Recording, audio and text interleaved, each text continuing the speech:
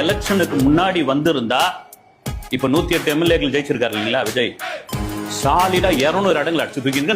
நான் சொல்லலைங்க, என் பக்கத்து சீட்ல இருந்த ஒரு 2-3 பசங்க பேசிக்கிட்டாங்க. இந்த படம் மட்டும் எலெக்ஷனுக்கு முன்னாடி வந்திருந்ததுன்னா சாலிடா ஃபுல் மெஜாரிட்டி.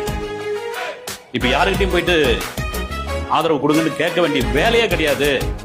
இதை தெரிஞ்சுக்கிட்டாங்க, இதை ஸ்மெல் பண்ணிட்டாங்க, இதை பார்த்துட்டாங்க.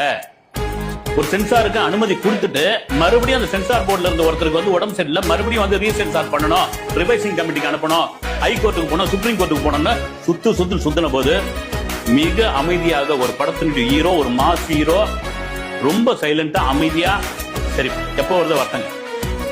இதுல ரொம்ப முக்கியமான ஒரு விஷயம்னா ஜனவரி 9ஆம் தேதி இந்த படம் வந்திருந்ததுன்னா சூப்பர் டூப்பர் பிளாக் பஸ்டர்.